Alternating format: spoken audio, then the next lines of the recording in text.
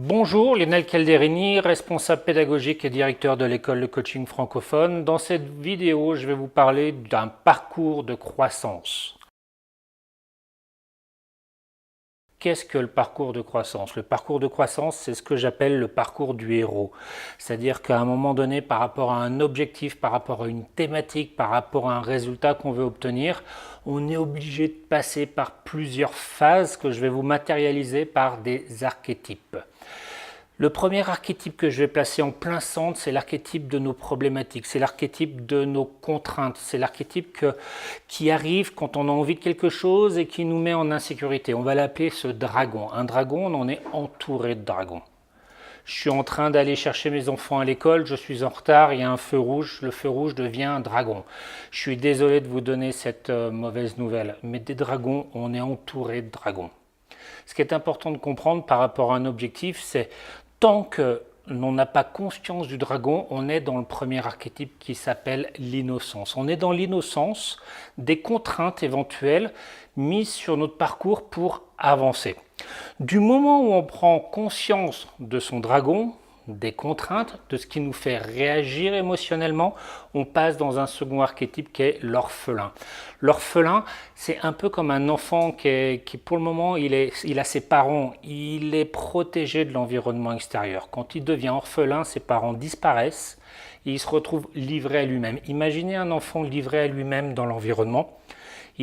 Cet orphelin serait tétanisé par la contrainte de l'environnement. C'est pour ça que ce deuxième archétype, je l'appelle l'orphelin.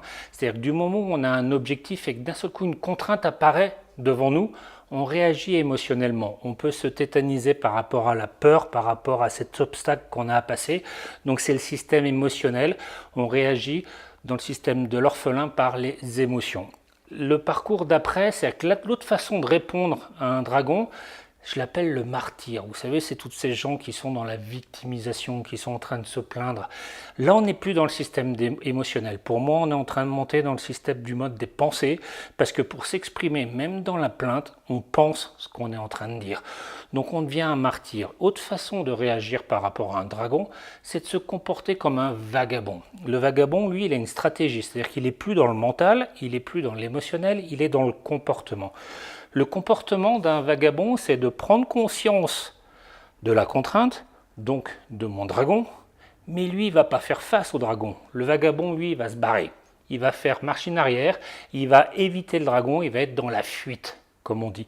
Premier comportement qu'on peut avoir par rapport à une contrainte en vue d'un objectif. Le comportement d'après, et là on reste dans le système des comportements, c'est de se comporter comme un guerrier. Quand on se comporte comme un guerrier, c'est-à-dire qu'on va faire front face à la contrainte, mais on va plutôt être dans l'agression de la contrainte, on va plutôt être dans l'adversité avec la contrainte, de la raison du plus fort. C'est-à-dire que c'est une autre façon de se comporter. On n'est plus sous le système émotionnel, où là on est tétanisé, on n'est plus dans le mode de pensée en se comportant comme une victime, on est tout le temps en train de se plaindre, on n'est plus dans le premier comportement qui est la fuite, comme le vagabond. Là on est dans le comportement d'agressivité, de faire face à sa contrainte et d'aller s'opposer à elle. Et puis il y a un autre archétype, le dernier, c'est de se comporter comme un magicien. Le magicien, lui, avec son dragon, avec sa contrainte, il ne va pas lutter, il va faire cohésion, il va faire fusion, il va se servir de la contrainte pour évoluer. Il va faire alliance avec cette contrainte. Et finalement, ce dragon n'en est plus un. Cette contrainte n'est plus une contrainte. C'est simplement une façon de continuer d'évoluer, c'est une opportunité d'évolution. Donc si vous voulez évoluer dans vos projets, pour avoir des résultats, si vous voulez évoluer dans toutes vos thématiques, prenez les contraintes comme des opportunités de croissance. Comportez-vous comme un magicien.